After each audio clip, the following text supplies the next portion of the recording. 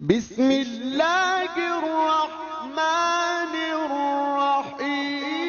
بسم اللہ الرحمن الرحیم۔ اللہم صلی علی محمد و آل محمد۔ پاکستان کے اہم ترین کیسز میں سے کیس ہے دعا زہرا کیس، اور یہ کیس لوگوں کی نگاہوں کے سامنے سوشل میڈیا کے ذریعے سے آیا اور ان کے والدین کی جرت کی وجہ سے۔ جب تک ہم خاموش رہیں گے اس وقت تک دنیا میں ظلم ہوتا رہے گا، اور یہ ہم توجہ دلائیں تمام بیٹیاں ہماری بیٹیاں ہیں، چاہے وہ مسلمانوں کی ہوں، ہندوؤں کی ہوں، عیسائیوں کی ہوں، سکھوں کی ہوں، کسی بھی دین اور کسی بھی مذہب اور کسی بھی رنگ اور کسی بھی نسل کی ہوں۔ ہمیں تمام انسانوں کا دفاع کرنا چاہیے، کیونکہ اگر کوئی انسان ہے پھر وہ ہندو یا مسلمان یا عیسائی یا یہودی ہوگا۔ ہم کسی کتے سے یا گائے سے نہیں پوچھتے کہ تم مسلمان ہو یا ہندو ہو، عیسائی ہو یا یہودی ہو، شیعہ ہو یا سنی ہو۔ پہلے مرحلے پہ ہے انسانیت، اور تمام بیٹیاں ہماری بیٹیاں ہیں۔ ہم نے پوجا کماری کے بارے میں تفصیل سے ڈسکشن کیا، پاکستانیوں کو دیکھنا چاہیے، اس میں اہم ترین نکات ہیں۔ اسی طریقے سے کورٹ میرج کو ڈسکس کیا، اور ہم دو موضوعات کی جانب توجہ دلائیں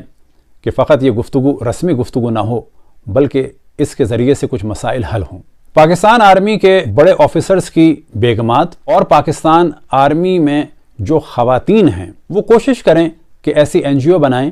کہ جن کے مراکز کینٹ ایریاز میں ہوں اور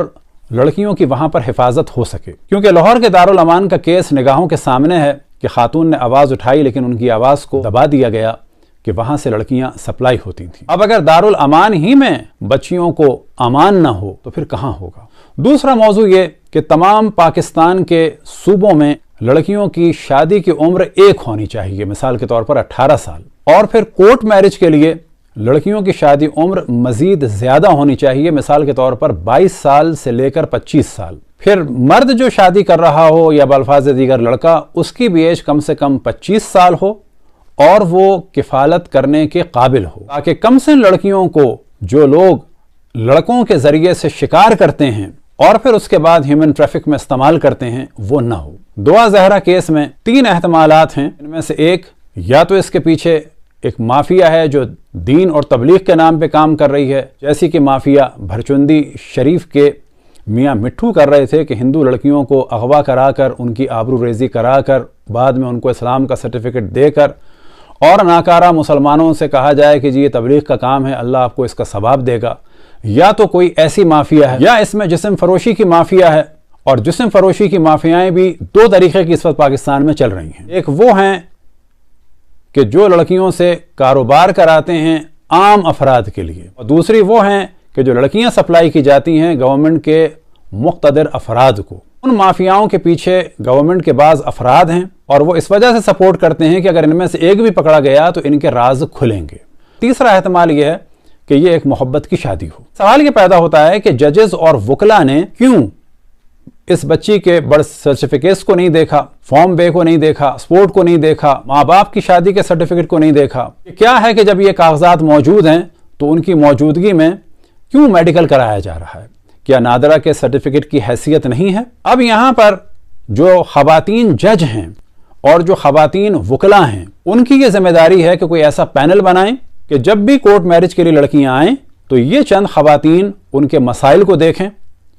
اور یہ اندازہ لگائیں کہ یہ کیس کیا ہے، کیونکہ بعض وکلا چند ہزار کے پیچھے کسی لڑکی کی بھی شادی کسی سے بھی کراتے ہیں، ان کو کوئی یہ غرض نہیں ہے کہ اس لڑکی کا مستقبل کیا ہوگا۔ دعا زہرا کیس میں تمام پاکستانیوں کو شامل ہونا چاہیے، اس طرح سے پوجا کماری کے لیے آواز اٹھانی چاہیے۔ لڑکیوں کے معاملے میں دین یا مذہب یا قوم یا قبیلہ یا رنگ یا نسل کے موضوع کو نہ لائیں بلکہ کسی بھی انسان کے لیے نہ لائیں۔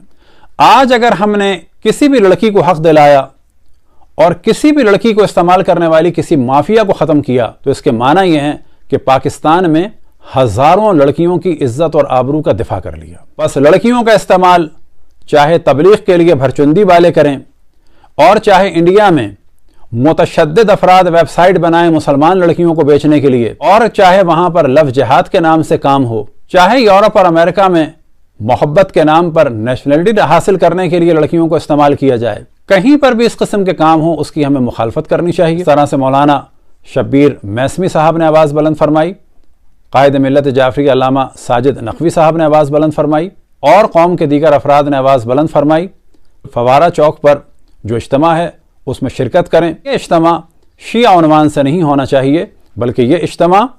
انسانیت کے عنوان سے ہونا چاہیے، اور تمام ایکٹیوسٹ چاہے وہ کسی بھی دین اور نسل کے ہوں، کسی بھی قوم کے ہوں، کسی بھی قبیلے کے ہوں، انہیں چاہیے